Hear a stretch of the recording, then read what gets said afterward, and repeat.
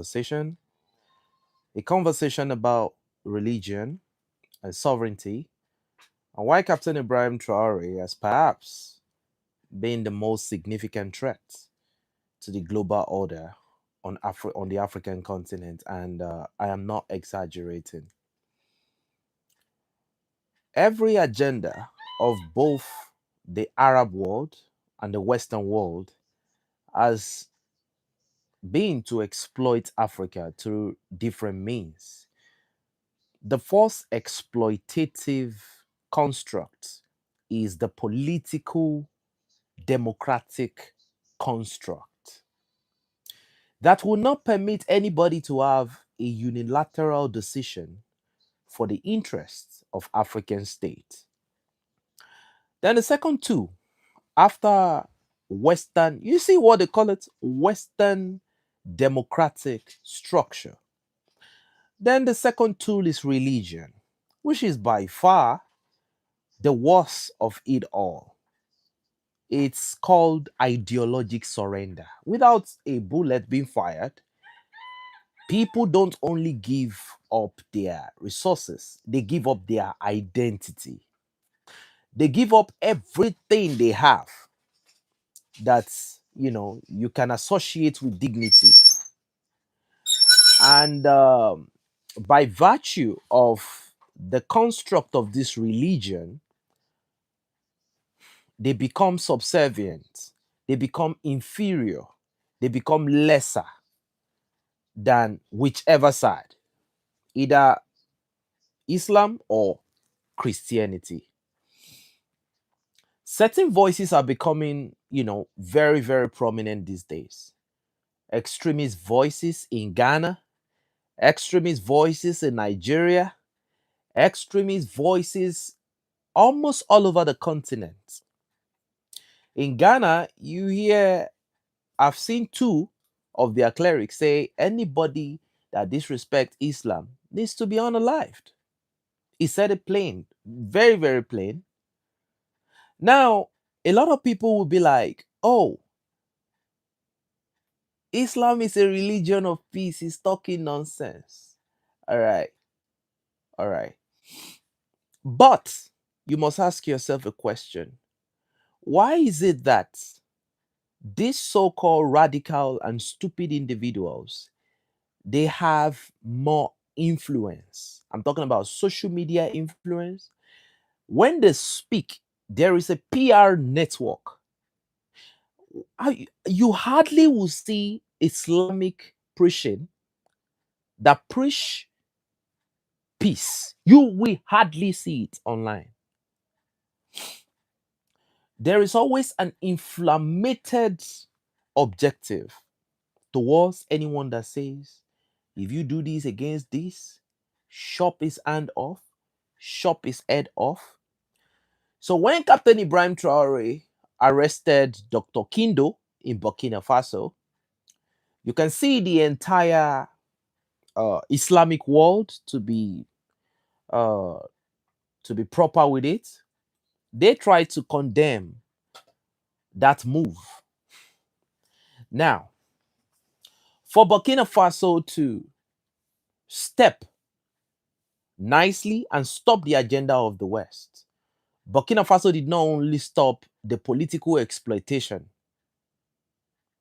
they equally stopped the ideologic exploitation of Africa.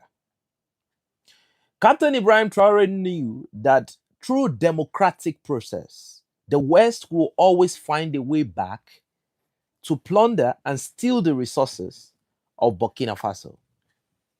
Then again, he equally knew that through religion for so many years, there have been external funding for certain cleric, the verification and the attestation of the credibility of certain cleric is from outside Africa.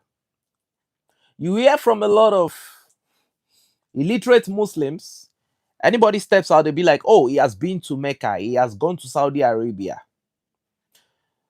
Anything he says is final.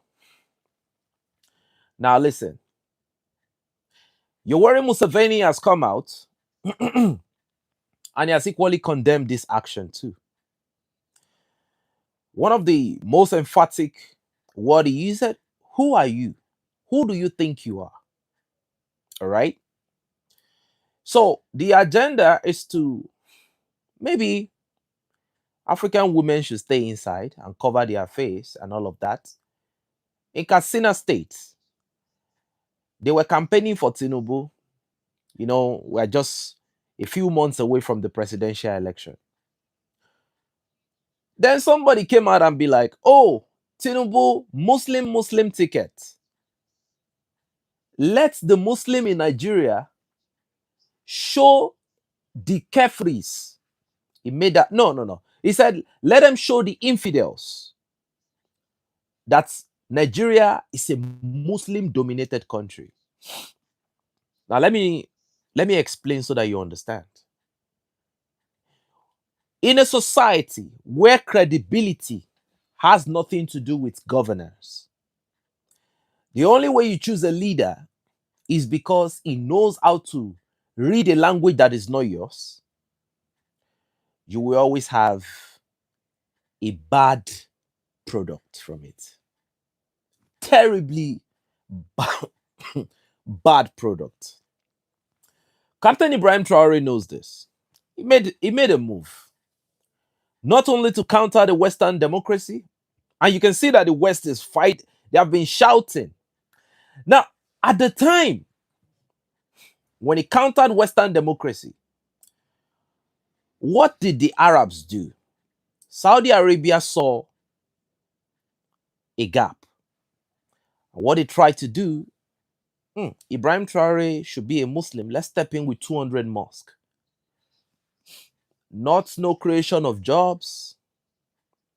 Now, according to information, before the proposals of the 200 mosque, certain entities within the Burkinabe states have been sponsoring Burkinabe individuals to travel to Saudi Arabia to go and learn Islamic Sharia. Some are learning Sunni Salafi Wahhabism, which Imam Kindo is one of them.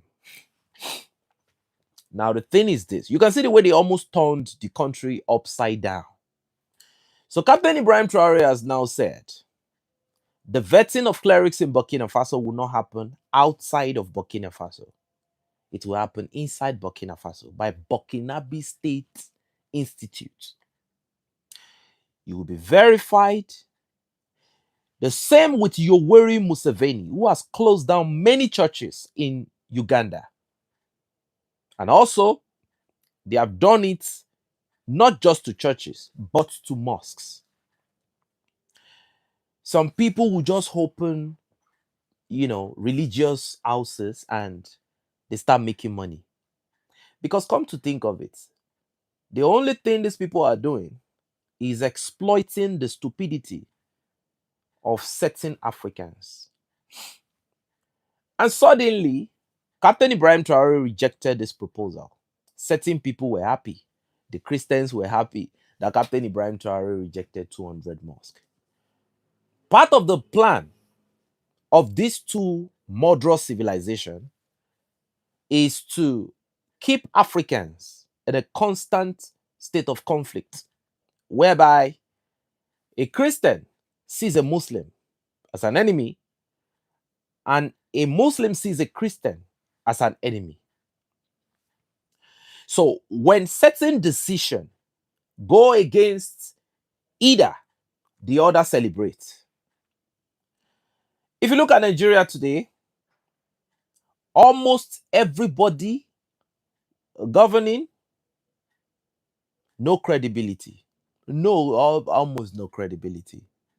It is because religion has been weaponized as a political tool. So Captain Ibrahim Traore knows this. Whoever funds you controls you. So he said, Burkina Faso will fund pastors. They will equally fund imams. That was why when certain imam in Niger Republic tried to make certain preachings, they removed his certification, they closed down his mosque, and they detained him for a significant period of time. And they banned him from preaching ever again. Now, Yoweri Museveni now has spoken against the Islamization agenda in Africa. Yoweri Museveni talked about the chauvinism. He said in English they call it chauvinism. He said certain people believe that they are higher than certain people. This religion feels like they are better than this religion. This religion feels like they are better than this religion.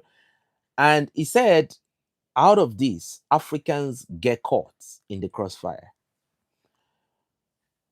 Imagine if you, as an African, your identity was seen or compared to being filthy until you are baptized in the Christian way or in the Islamic way, where your own name is subjugated and they give you a different name. For the Christian, they give them Western names: Joshua, Paul, Isaac, and their indigenous name gets surrendered. Then for the Muslim, they have given me names twice. In secondary school, they called me Kabir. In my place of work, in the in the office, they called me Abdul Bilal. Now let me tell you this story, because in my names, the third is Emmanuel.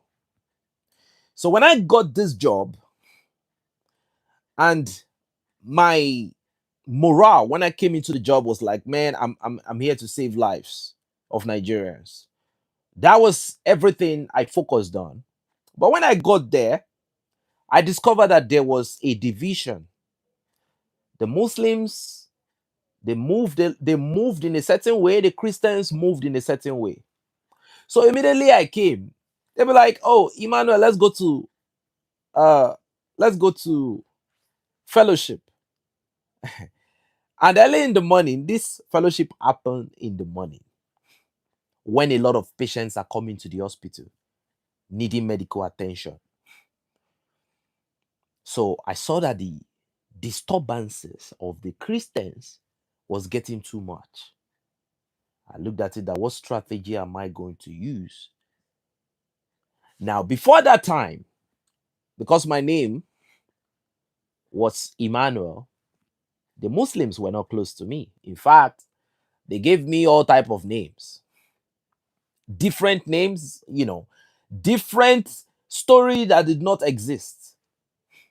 And I noticed something that was very hypocritical. The first time I said, all right, let's go to the mosque.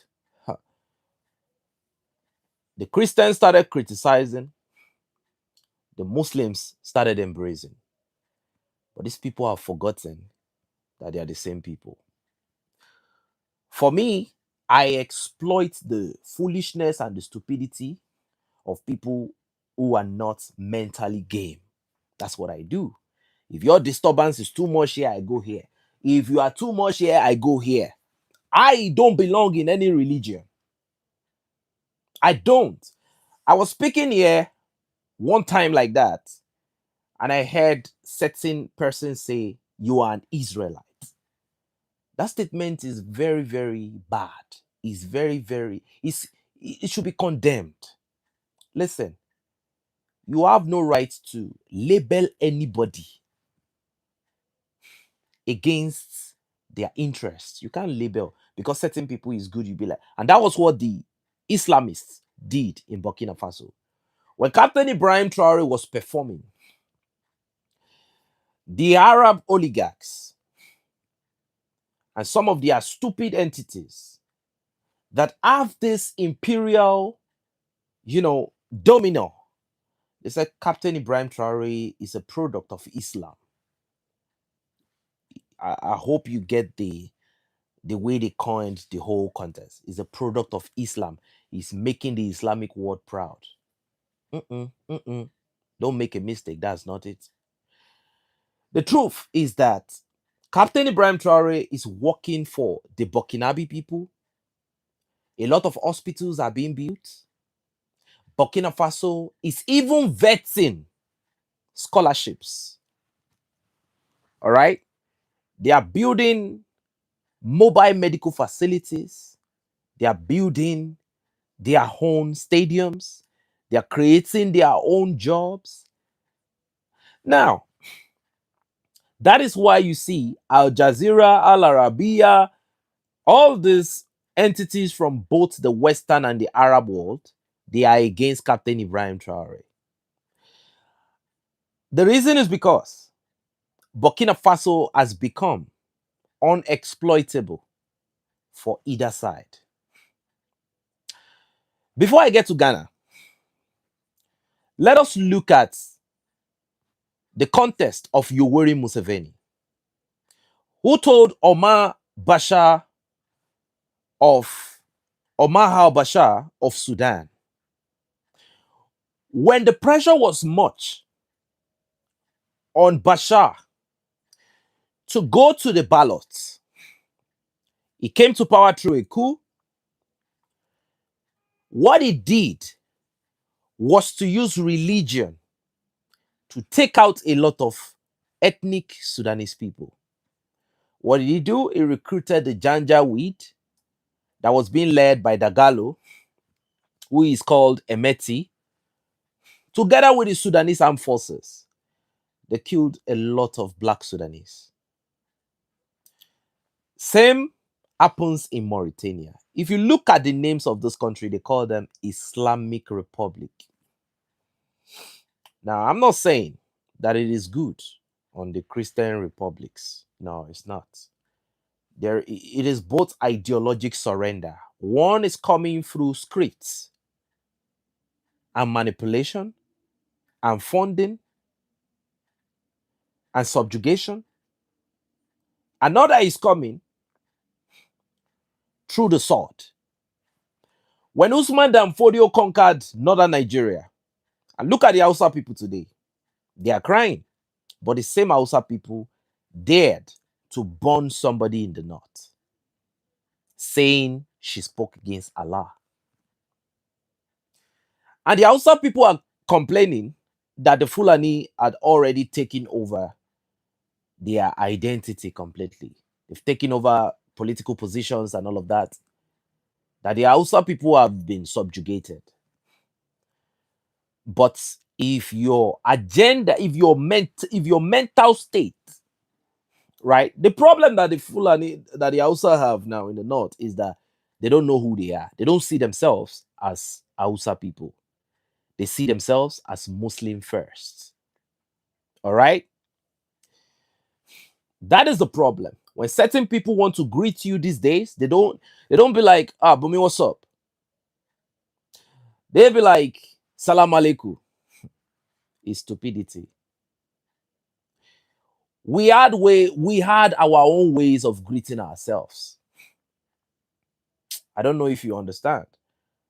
But for you to go outside our normal way of greeting ourselves and you now be like, Salam alaikum, bless you. No, no, no, no, no, no. Don't do that. Greet people the right way. In my own tradition, we prostrate to greet people, which I still do till tomorrow. I am myself. None of my kids will carry any religious name. And they will not carry any Western name. Now you hear people naming their kids Mighty. You hear them naming Shock, Field, Fielding, Grass, Chelsea. Names that has nothing to do with your identity. And that was why the former finance minister of France said that Burkina Faso cannot emerge as a power, sphere, that they must not be allowed to progress beyond where they are. He said Africans cannot rule the world. He said they don't have history. I want you to get that story properly.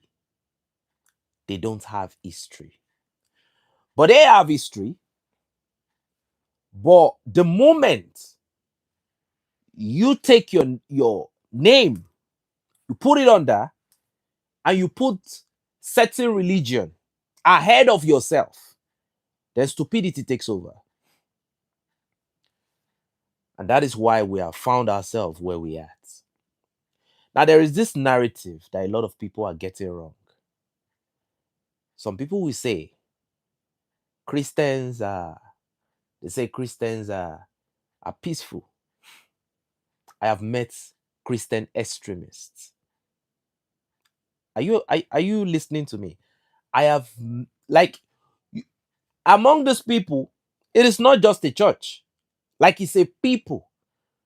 You will find, let me say, these people are so captured to the point where when I was in that region of Nigeria, their elders, whenever everybody will be like, come, why are you so black?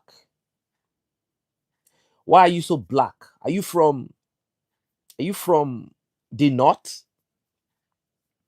Are you from the south? So when I see certain people talk about, oh, we are being oppressed and all of that, I have experienced one of the worst oppression when I traveled. My sister graduated from Elele, Madonna University. I was once there, Elele in River State. So and every environment I go to, I mix up properly. Kano in Bichi, Kwara State, Yiknata, Kayama, Patiji, Nasarawa. I've been to all these places. But where I experienced the worst type of discrimination was in Elele.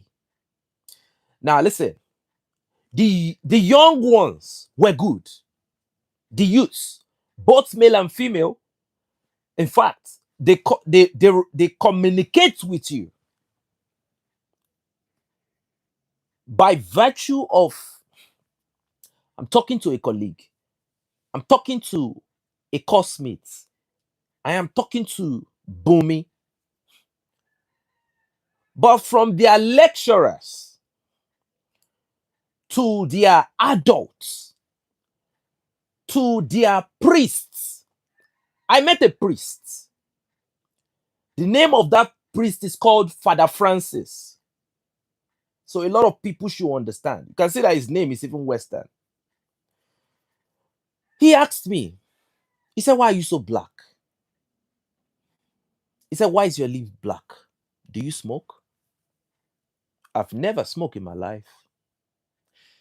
So when I see certain narrative from certain people, I just look at them like, you don't know what you are talking about. But have I ever condemned them? Have I ever said this before? I've never done it. I've never, because I don't see, whatever you do should, it should not be a justification for me to condemn you. It goes for everybody. In the north, what I noticed when I was in the north, if you are not a Muslim, you talk, but they don't really have your time. They pray, they go to mosque, they come back, It's just their way of life. That was when credibility and statehood was ahead of religion in Nigeria.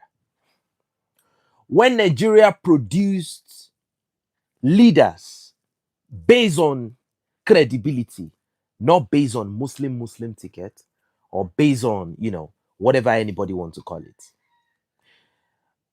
Now, Yoweri Museveni told Omar al-Bashir of Sudan that you have to go to the ballot. Now he has been removed.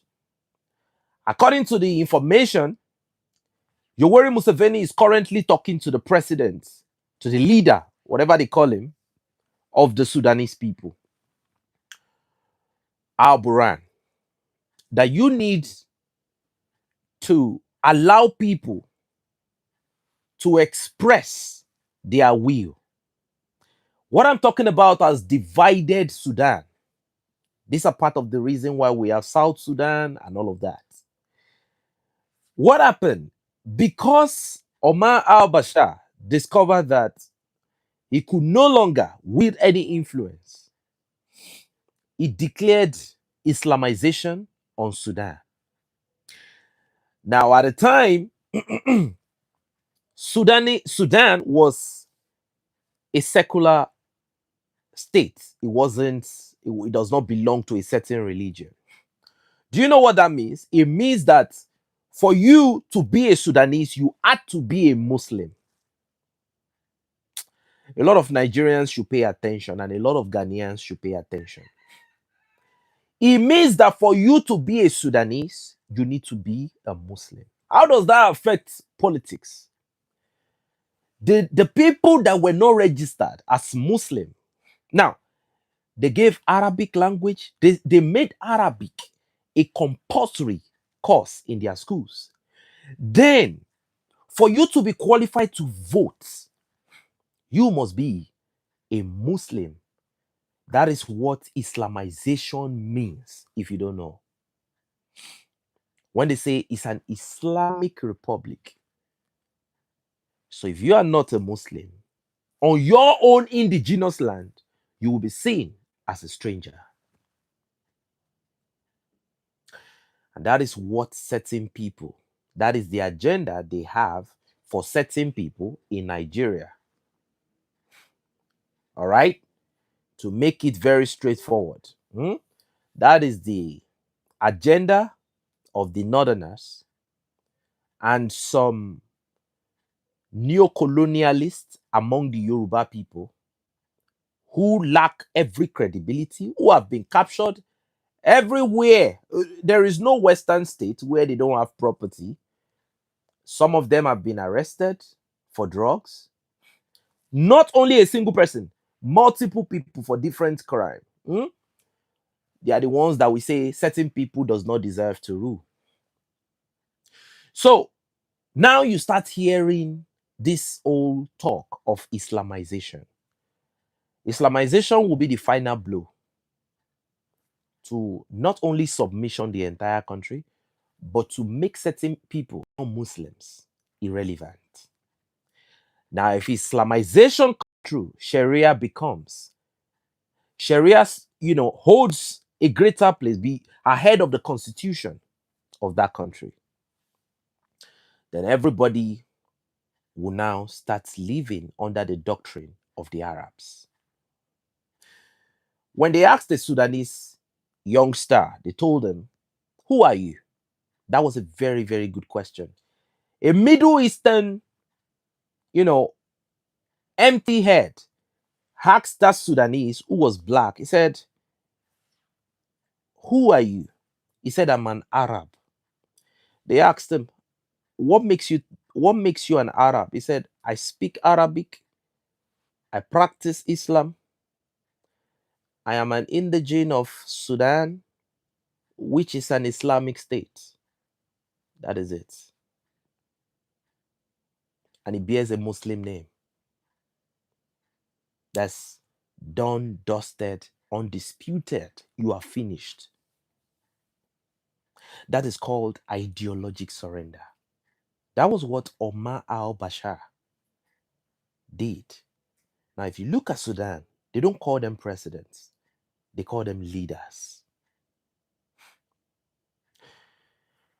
Now, Sudan has a lot of problem because of Islamization agenda.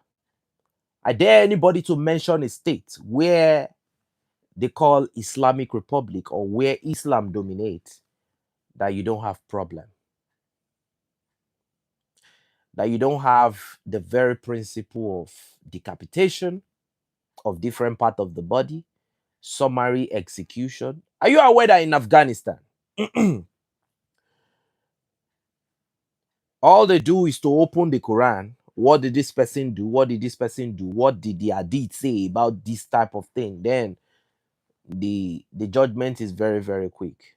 No forensic investigation, no deep dive, nothing.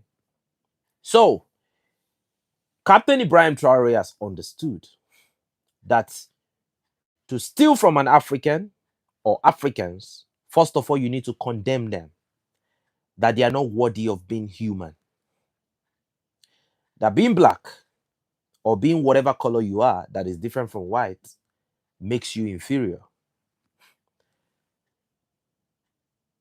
Captain Ibrahim Traore equally understands that certain people have no respect. You understand? They are trying. If you look at some of the bloggers that are coming up now, you will hear a certain statement. Africans stand up and fight against Western oppression. Don't get it twisted. The resistance, the resistance. There's nothing like resistance. They see both the Arabs and the West. They see you as a non-entity, and they believe that when they fight against each other, that's why you see they're constantly fighting. Whoever wins dominates Africa. The West did a lot of job. They created ECOWAS, they created African Union. They did a lot of things to arrest a lot of African states. So Captain Ibrahim Traore fizzled them out. For Abdurrahmani Chiani and Assimi Goita, they knocked them out, first of all, by removing themselves with the immediate body that surrender West African states to the influence of Europe. The Afrikaners are Europeans that are in South Africa. So Captain Ibrahim Traore understands this. So he said, we are going to be out of ECOWAS. They created an indigenous sovereign bloc. That is called owning your political sovereignty. They built banks. They generate the fund by themselves.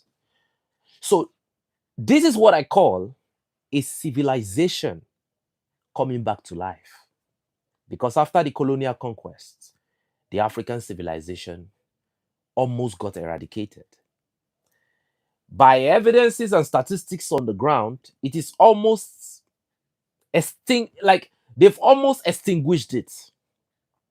But with men like Captain Ibrahim Traore, who understands, matter of fact, I find it very hard to believe that an African could be that smart. Captain Ibrahim Traore is playing the game of chess. And he's not playing solo chess. Captain Ibrahim Traore is playing high-speed chess. How do I mean? Captain Ibrahim Traore, Assimi Goita and Abdurrahmani Chiani, they have political sovereignty. Now, the West, whatever ECOWAS is doing is kabuki theater. The main pivot of the West now is the African Union to put pressure on Captain Ibrahim Traore. Let them come back to... You can see that when the African Union representative got to Mali, was like they let them come back to the constitutional way. So the question is, who wrote that constitution? Now, we must all understand, this is the second fight for independence. And this is the true independence. The costs will be in blood. The costs will be in bones. The cost will be in tears. Burkina Faso understands this. And Burkina Faso knows that you have to diversify when it comes to international relation and economic diversity. Captain Ibrahim Traore knows all this thing. The second thing, he knew that financial sovereignty is equivalent to financial independence. So what did he do? He said, we are going to he used a certain language. We are going to consolidate on Burkina Faso financial sovereignty in 2026. Then he said another thing. He said, be, because the way he framed it, what I understand it to be between 2026 and 2027, Burkina Faso, right? They should, you know, they should be coming with their currency, which everybody is waiting for. Another problem that the West have is religion. And everybody has it. Arabs, West, they have it. What is this last problem? There should be no external funding for religion in Burkina Faso. Either you like the idea or you don't like the idea. I'm going to ask you a simple question. Apart from the extremists, which is almost present across all West African states now. I'm talking about both their clerics and their foot soldiers in terms of maybe ISWA, Boko Haram, or JNIM. Do you think that's a question? Do you think situations like Burkinabe citizens fighting, chaos, do you think it exists in that country? Like Burkinabes killing Burkinabes? It doesn't happen. So when you remove terrorism, it's a modern civilized state. If you remove terrorism from Nigeria, you still have a lot, a lot of activities that are even more dangerous than terrorism. Nigerians die every day, they get butchered, not by terrorists, by themselves, under different flags. So in fact, this is a society that is completely upside down, you know. And a lot of Nigerians don't understand that it is how your country is that people are going to see you. So, ladies and gentlemen, when Saudi Arabia said that they were going to donate 200 mosques to Burkina Faso, a foreign entity, and depending on which account you read, it traces back to the Gulf source, offering to build 200 mosques across Burkina Faso, free of charge. But because Captain Ibrahim Traore understood that nothing is free, he told them, don't. I want you to notice the change of events within 24 hours. Al Jazeera and Al Arabiya, they praised this gesture. They called it a generous gesture when Captain Ibrahim Traore, when that proposal was made to him. The moment he rejected it, they condemned him. They said he's an authoritarian. Is this, is that. You see, ignore the politics. These people are stupid. Now, it's not like he's against mosque. No, it's not like Captain Ibrahim Traore is against Islam.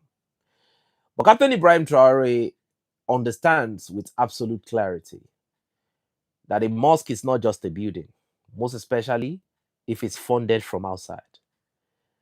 Captain Ibrahim Traore understands that a mosque is a platform. And a platform built by foreign money is a platform that will always answer to foreign interests. So, ladies and gentlemen, I don't want to go too far on this topic. It took me several hours. I looked at this topic. I looked at the type of energy I will need if I am to really, really pour, if I'm to really, really vibrate on this topic. I think I might collapse after the session. So that's why I'm very, very calm today. And I can see that the Christians are celebrating. They are celebrating Yoweri Museveni's move. I can see that the Muslims are hungry. But when Captain Ibrahim Traore says something, and Yoweri Museveni says another, both idea, they align at one intersect. And that intersect is African identity. I don't know if you understand. It's about who you are, not I'm a Muslim. My name is Abdul Bilal. Then you travel to Saudi Arabia to go and meet your God there because your land is too dirty and demonic for you to meet your God. Your names were not mentioned in the Quran. Don't fool yourself.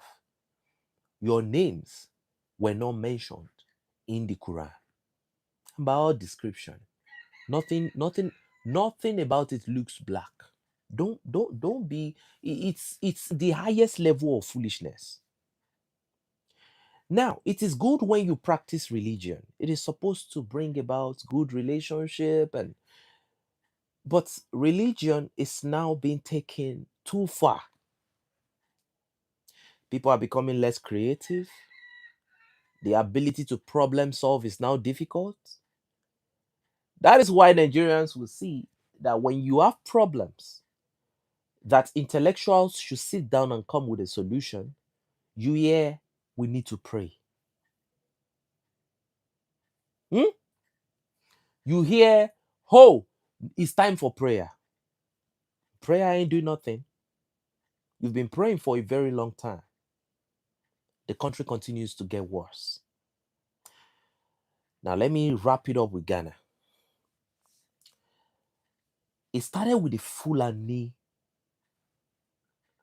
trouble in Ghana.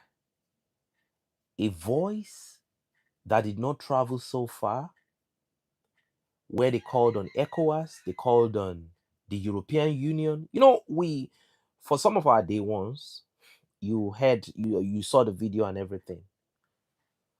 Then after that all foolishness, the Fulanis went quiet. Then they came back again. They started asking the Ghanaian government, who is a Ghanaian? Now, the problem the Islamic world have with Ghana is one, Ghana is non-ally. Uganda is non-ally. Nigeria used to be non-ally. Like, we are on our own. We are Nigerians, we are Ghanaians, we are Ugandans. Like, these people at the time, you can practice your religion, is secular, but you cannot identify anybody with certain people. And gradually in Ghana, the corrupt, in my opinion, at this point and with this pace, a criminal president who is now bringing financial institutions that are sponsored by Arabic governments, bringing them to Ghana, introducing Arabic studies. The same thing is going on in Senegal, where presidents. Now, you see, the problem I have with Senegal is that African youth should, I felt like African youth should be very, very strong in their mind. But Bashiru is the worst president the world has ever seen. I don't think anybody come close to that guy. He actually introduced Quran as a course. So, when your government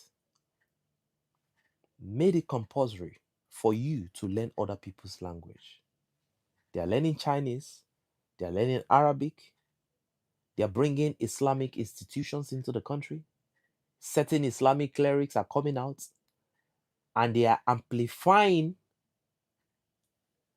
one word, Q, Q. That's the word they are amplifying. And if you do this against Islam, kill. If you do this against Islam, honor life. It's becoming loud in Ghana. And there is a power to the influence that the voice carry. Then you start hearing, oh, financial institutions coming in. Then with time, academic institutions that will be funded by the Gulf Arab states will be coming in. Ladies and gentlemen, the Ghanaian empire, because Ghana was a very big empire before, where people have their own identity, where Ghanaians, they are some of the most independent and culturally civilized people in the continent of Africa. But I think, and you can see that President Mahama has tampered with the constitution to increase his year of service. He has never been Pan African. Whenever I say that President Mahama is a green snake under a green grass, extremely dangerous, more dangerous than Akufo-Addo, but just that he's silent. Definitely, you know what I'm talking about. President Cyril Ramaphosa of South Africa and President Mahama, they are in the same category.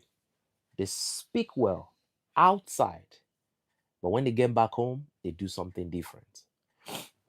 Now, I will tell you this thing: if you don't have sovereignty, you don't have anything. Forget your gold. For Ghanaians, if you don't have sovereignty, if you don't protest against this cultural and ideologic surrender, if you don't stand against it, now there will be no Ghana, there will be no gold.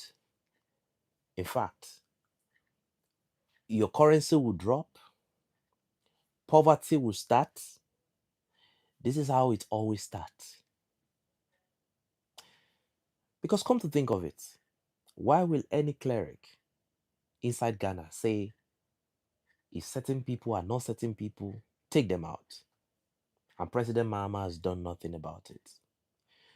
Instead, this man is bringing people from different places, calling for French assistance, calling for European Union assistance, meeting with AFRICOM of Washington, talking to Ukrainians. Either you like it or not, he did. So, ladies and gentlemen, this is where we are. Either you like it or not. Burkina Faso understands this and they have been able to block it. More blockage is still coming. So this is not about religion in Burkina Faso. It's about the identity and the respect for the African identity. In Ghana, the identity of Ghanaians is getting toyed with gradually. I can see the whole thing. Before you know it, you will start seeing certain Islamic entities. They will start entering. It will not be the presidency first. It might be finance minister. It might be education minister. It might be. Then gradually, right, they will penetrate the entire political system of Ghana. Then Ghana is conquered. And that is game over. If you don't stand up and go blow to blow with the president, John Dramani Mahama, right now, a confrontational conversation where he has to clarify the essence or the purpose of all this counterproductive move and policy he is trying to create in Ghana. I think Ghana has a long way to go. And Ghana is in a good place. But let me tell you something. Things go up sometimes and they can come down. So if Ghana is in a good place today, they have to maintain it. If not, to come down. And that starts with President Mahama. We have been calling him, anti-Pan African, but now everybody can see that it's even much worse than that. So, ladies and gentlemen, let me say President J.D. Mahama does not stand with Ghanaians, he does not stand with Africans, President Mahama is 100% a Western stooge. Don't let anybody deceive you. So he's asking for reparation. Will that reparation be given to you? Will you benefit from that reparation? Like I said, you have an enormous amount of resources. Now they are bringing in Islamic extremist ideology. If you are not careful to reclaim your land, a time will come, there will be nothing to hold on to. Like Nigerians right now, if you look at Nigeria now, the foot soldiers of the Arab Empire, they are gradually ethnically cleansing lands. Benue State. Now, let me explain something to you. The reason why they are ethnically cleansing places, you just hear that JNIM, Boko Haram, they emerge in certain places. And you don't, you yourself, you have no knowledge that place ever existed.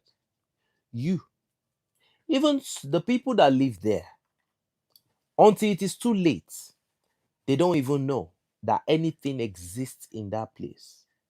Until they get displaced, some of them get killed, some of them get carted away. It is because the missionaries that came to Africa, I'm talking about the Christian missionaries, they came.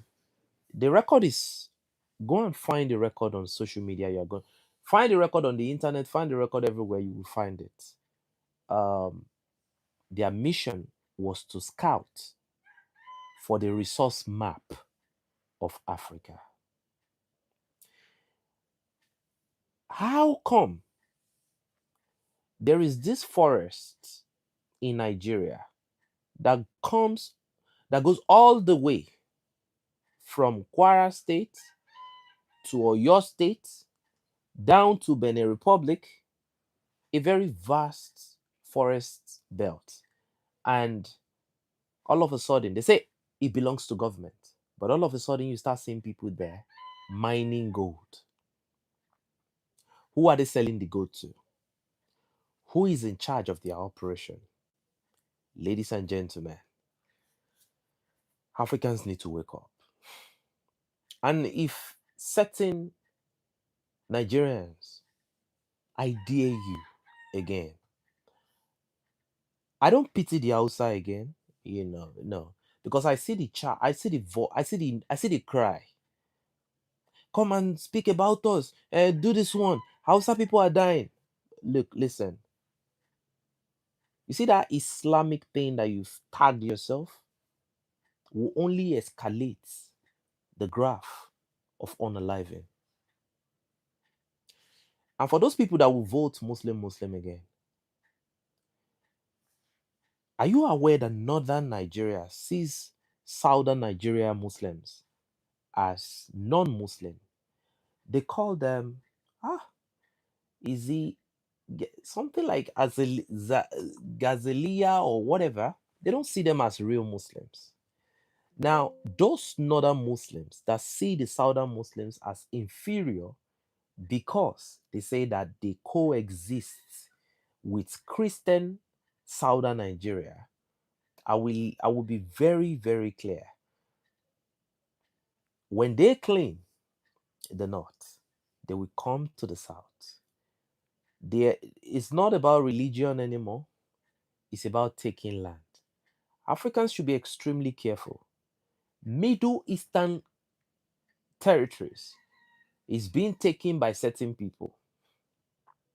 So if the land of Palestinians and the Yemenis and, if their lands, ancestral lands, are being taken by the Israelis, which is bad, right? What do you think those other ones are trying to do? They are trying to come to Africa, which is the last on the wrong. They're trying to come and take African lands because they know African leaders have no self-respect. A lot of African youths have no brain, they have no self integrity. That when you offer them money, everything is over. When you talk about this conversation of money, it is not only African leaders, even the youths. Let me wrap it up like this. There is another compromising economy. A lot of you might see it as fraud. To the West, it's an economy. Now, every economy that is derived has the purpose of surrendering the people of Africa, creating through the creation of dependency. I will explain to you. Certain African youths are now so heartless that they can fraud anybody as long as they get money. Now, most of the people whose life savings they take, some of them commit suicide, a lot of things happen, right? But they are so mindless. And if you look at their now, there are certain voices you will hear that, oh no, they are getting back the resources of our ancestors, they are doing this, they are doing that. No, you simply don't have morals. You are a criminal, you are not better than your leader, you are a thief, you are a rogue, you should not be accepted anywhere. If you stand with that type of characteristic, I don't need your support. I know there are some of them that might be watching me. I don't need the support of a corrupt individual. And when the voices of stupid people becomes louder, the world goes up and down and there is chaos all over the place. There is no order.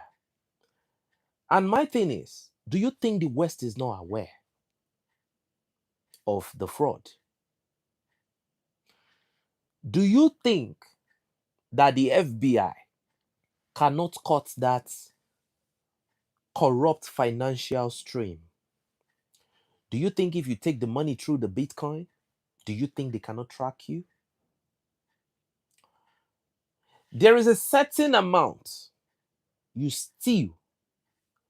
They allow you to steal it and they don't go after you because they need to create a certain level of dependence in such a way that if any leader in the country where this type of practices are prevalent, if any leader says no to the West, the youth of that country, they are going to rise up against that leader.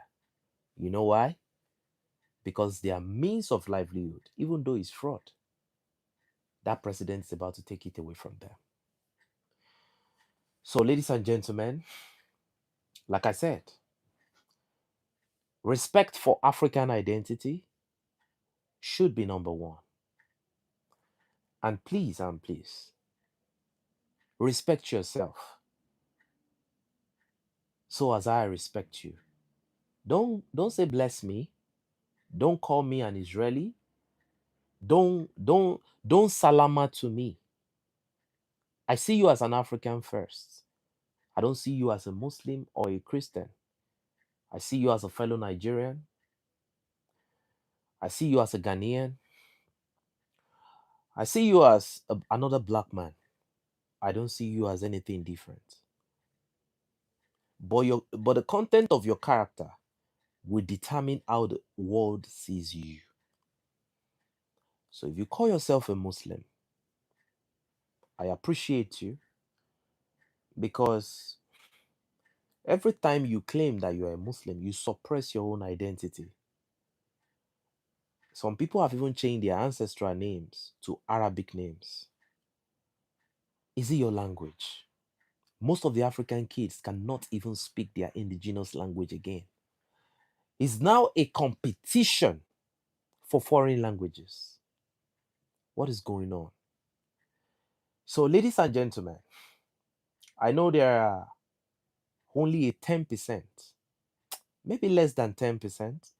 Let me say there are only about 5% of Africans that are like me. who has no alignment, you can do business.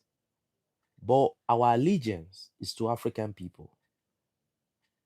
Imagine you enter as a president of a country, you go to Chatham House, you are supposed to rule over a certain country, you are traveling to Paris, you are supposed to rule over a certain country, you are traveling to the Middle East, so,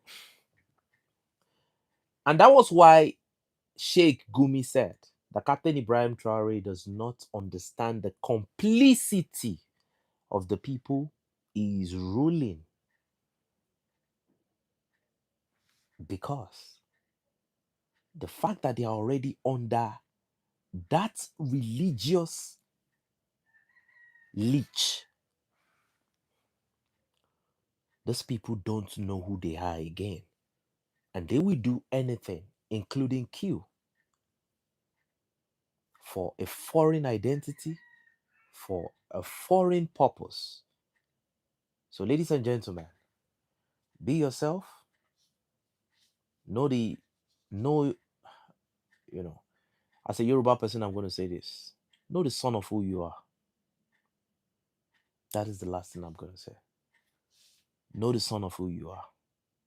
In Nigeria, here there are certain kids now that said if their father, and this is part of the things that is currently being preached in Nigeria, that if their father suddenly stopped practicing Islam,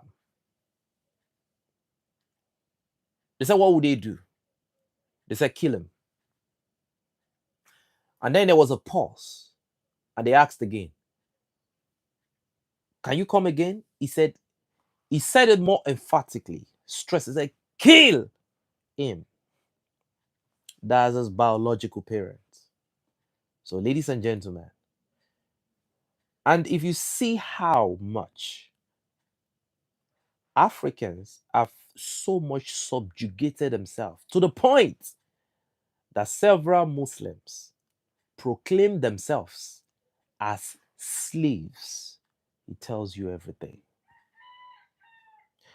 And the Christians should not believe that they are free from this terrible ideology, because yours is two different practice with two different method. The Christians, you have been ideologically weakened. But do you know how you are ideologically weakened? How does your pastors dress? Why is it that even if the temperature is extremely hot, they are always on suits? Have you seen the dressing of your clerics? For Christians, you have to dress in a certain way, you have to wear gown. Colonization from the West, colonization from the Arabs. So the Christians have automatically surrendered their sovereignty to the West. That is why in Nigeria, the Christians were advocating for US strikes. The Muslims were saying no to US strikes. At the end of the day, Africa becomes the battlefield. Ignore the politics. Get the game. You are seen as the worst type of people on the planet. You are not even seen as humans. I don't know how to put this anymore. It's so sad. It's so sad when you see how Africans fight, not for the development, not for unification, not for peace, not for the development of this continent. But once you tell them it's about time, we go to religious war. I'm telling you, once they do their call to harm, they are ready to die. For something, you need to go to Saudi Arabia to go and worship. When you pray, you need to turn to Kaaba, right? You need to turn to the Middle East. The reason why you need to turn to the media, and you need to learn that language. You turn your direction to them because, man, you are the lesser people. So when you have the opportunity come, and the big question everybody should ask is, what has changed? People have nephropathies, kidney disease. They say, go and pray.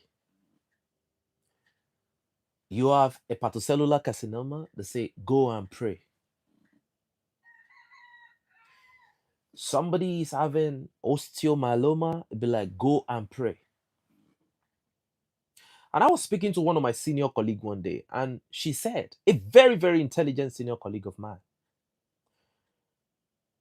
nobody really understands me because I am not one of those that copy people 100%. So they used to see me as a rebel. So and we were talking about certain disease condition, and she said, prayers can change disease condition. Right there, I know that this is a savage with a certificate. You you are nothing but a savage with a certificate. You are not better than Sheikh Gumi.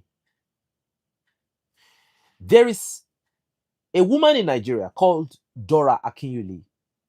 She died of cancer. Type a story on the internet, you will see it. She went to Redeem. She went to so many churches in church. And according to information, money was paid. I'm talking about huge amount of money. Was paid to these clerics in hope that the cancer would disappear. At a terminal stage, what happened? After so many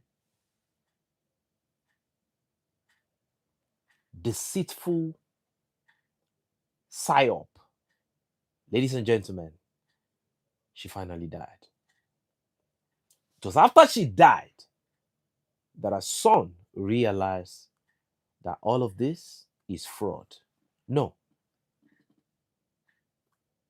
I think it is stupidity that if you are normal, it is until your mistake, I don't call it a mistake, stupidity lead people to the point where you don't take the right measure. And when you lose people, you'll be like, now I'm convinced that this is not the truth. It means you are a joke. It means you are complicit in the debt. Like, it's terrible. How long will certain people continue to deceive you? How many churches did we count within 20? More than 30 something just on a street from, from left to right. All right? That's churches. Ladies and gentlemen, every of those churches you see is a stamp of the influence of the West. Underneath me, as I'm sitting right here, underneath me, there is a church underneath me. The members, they look disgusting. I have to be honest with you. And you know the problem? When a government fails due to lack of credibility, honesty, and transparency, everybody goes into denial. And that is where the religious mechanism steps in. Let me end it this way. In my culture, my parents don't agree with me too. Perhaps that was why they gave me Emmanuel as a name. They told me a lot of stories that when I was born, there was this cleric that came and he said the name of this child would be Emmanuel and all of that. Stop that, man. Stop that. Stop. Like, just stop it. Right? And they don't agree with me because My mom was a Muslim, turned Christian.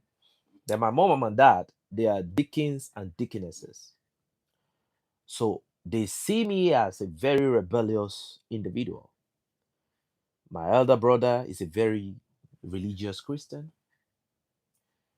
Every other person, they are religious, except me. I am not by one bit. That is why I don't have problems with anybody. I have too many friends, but I have no friend. One time, I went to the stadium. I was coming. The driver said, "My Oga, where do you work?" I said, "I work in certain hospital." And the driver said, "I am a Muslim." He himself. And he said, "Do you worship?" This man looks like a destitute. The vehicle looks terrible. He looks emaciated. Then I looked at him with pity. I have to be honest with you. Like, what are you talking about? And it was like, you need to accept God. And I'd be like, what God are you talking about? He said, Allah subhanahu wa ta'ala. And then I was like, all right. That was the first time he's a driver and one of the boxing trainer in National Orthopedic Hospital, in National Stadium in Surulere. So that day, he was the one that had to walk me through my boxing session. So, and he loved the way I displayed. So he started preaching Islam. Then I was like, no, don't do it. You can see I don't believe in religion, but I'm better than you. Period. Use your head. I gave him money when he was going. I gave him money where he was going, but that's the last time we ever met. Because that is somebody that I've surrendered. He has surrendered his life, he has surrendered himself, he is a nobody. So these are the people we're talking about. I did not ask you for religious counseling. I did not consult you for anything. But the first thing that came out of your mouth, have you accepted Islam? Guess what I think? Everybody that just walks into you and try to preach, when people give me flyers, I throw it back at them. I have no respect for these people. I've been to churches, I've been to mosques. Because when the statement of Islamization came out, right? I saw certain bloggers, they were talking and they were vibrating. But if you look at their arguments, they were Western in their arguments. It's a secular, but they are defending Christianity. And the Christians were happy. Yeah, right on, fire on, and all of that. That is just another. The name, when you look at the name is a name he got after baptism, not his indigenous name, and that's the name he loves to be called. You know, so when you defend with guidance, knowing that the interest of your people should come first, because when the real objective comes to stay, you will discover that you are just a monkey in a suit. So,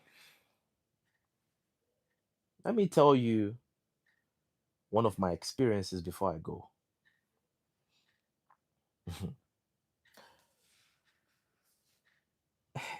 When I was young, there is this funny thing. So, there is this thing called feet washing, and there is this thing called laying of hands, anointing, all those things that don't work, but people tell lies about. And some people lie about testimony too. I've been there, bruh. I've been there. You cannot be more Christian than I am, and you cannot be more Muslim than I am. Don't even play with yourself. You can only be more extreme. You cannot be none of those than I am.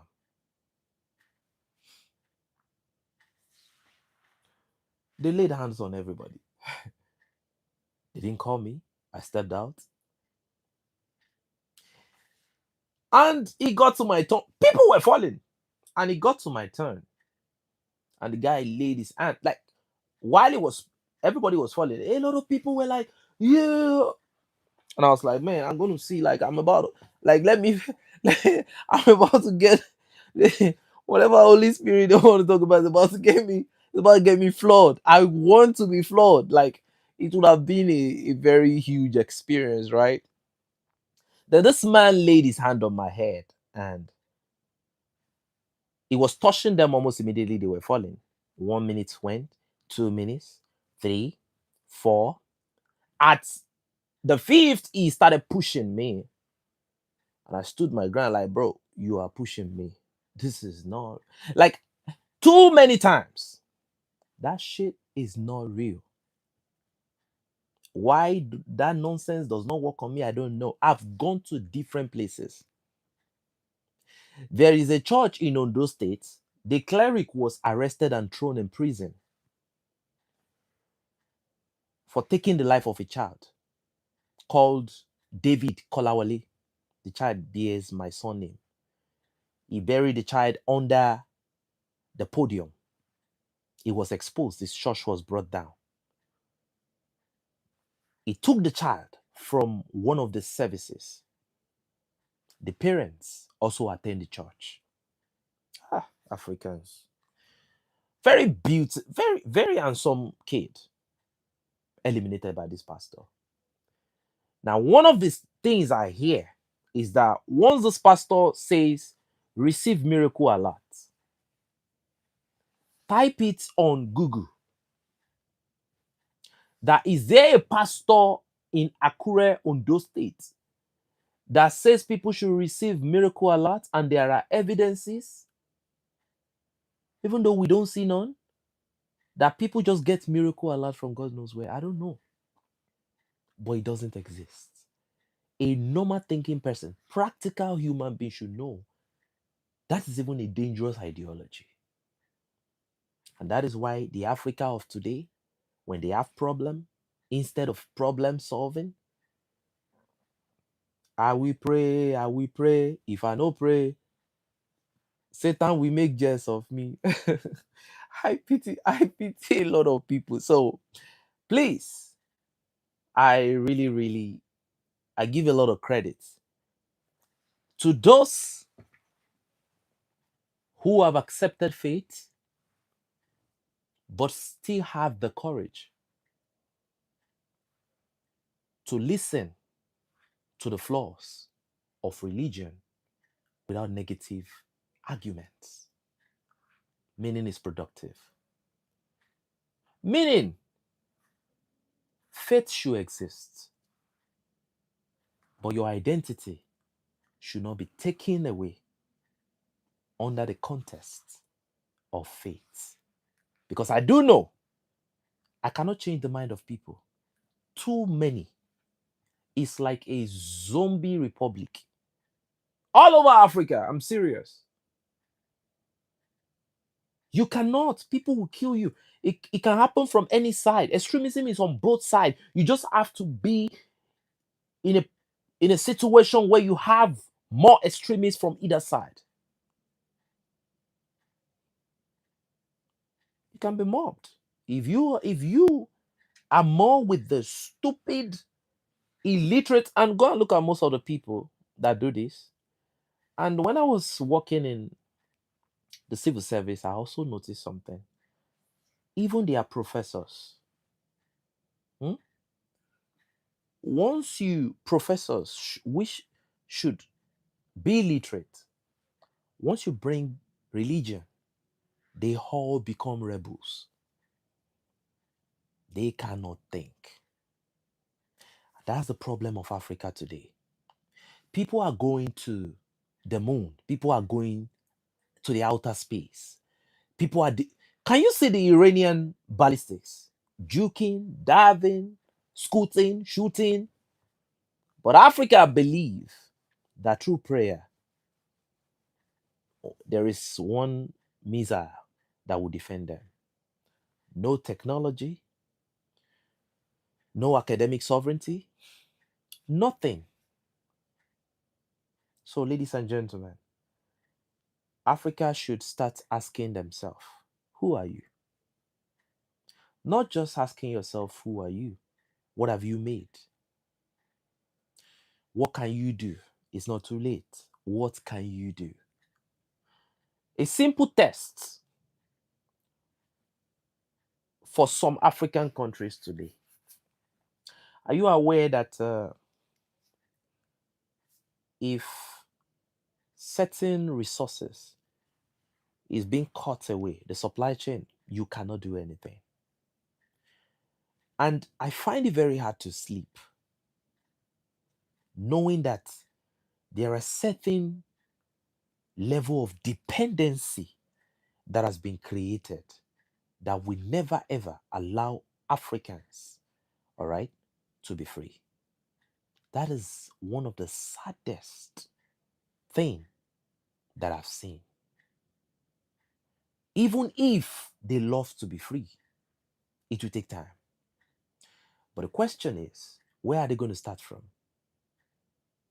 Because those dependency that have been created has also created a certain lifestyle that certain people believe, oh man, and that is how the hypocrisy of those clerics are born. If they stop funding me, because they've changed from living certain lifestyle to waking up on silk clothing. So to now tell them, to tell the people that I'm sorry, let's get back. You know, they know that it's over. I'm sorry, one more thing, because I don't know when next I'm going to have a lot of Deeper Life. For many years, it told Deeper Life people that it is bad and demonic for Deeper Life churchgoers to accept blood transfusion. So I've been in the hospital many times where women had to bleed to death because their husband refused to sign their signature, even if the PCV was around 18% for a woman that has contraction and bleeding. She died. She died. And she died for one thing. She died because of religion, nothing else. There are many. Then, after many years, this foolish man came out and told his member, oh, I'm sorry. This thing is not right.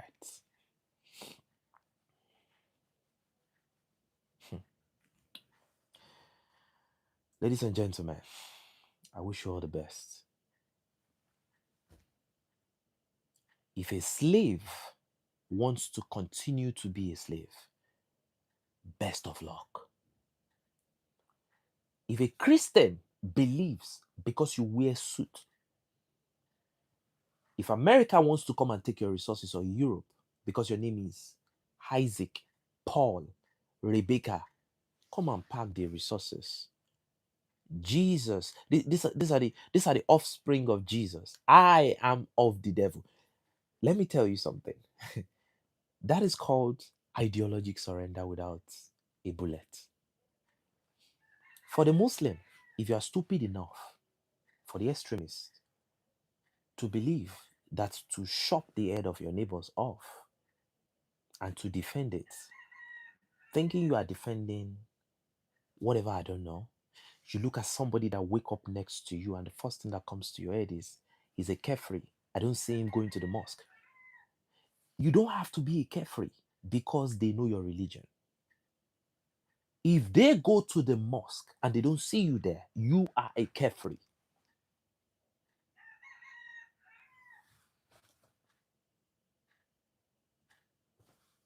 Like I said, I have been a Muslim. So when I saw certain people's argument, they were happy with the statement of Yoweri Museveni. I just want a balanced argument. Please. When I was doing ablution one day, very close to the fence of the hospital, far away from the main hospital building, I was doing ablution. It was 2 p.m. in the afternoon. Now, don't forget, I used to go to Christian fellowship before. Their disturbance was too much. And the best strategy to break their constant pestering was to move closer to the Muslims. Then the Christian immediately they started hating. And I was washing my hands and I was doing my ablution, and all of that. And the directors in our department who were Christians, they went to report to the overall director. Certain staff is washing his hand right in front of the hospital. Then the overall director came and saw where I was. He could not talk.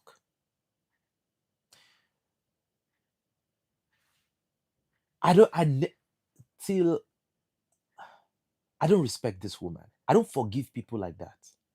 It's not in my dictionary. Because she tried to create hate because I don't belong to your group. And this side too, they think I belong to their group. I don't belong to any group. I'm only taking advantage of the diabolic level of stupidity and hate that exists between both groups. This hates this hates this. I'm not a part of this, I'm not a part of this. If you stay in between, they both hate you. So I jump. And when I saw that these people don't change, I left them. Ladies and gentlemen, Musoi Moduro, I rest my case. My name is Kolawole Olubumi Olontoba. I'm an African. I'm a Yoruba. I'm proud of my identity. So should you. God bless you. Whichever your faith is.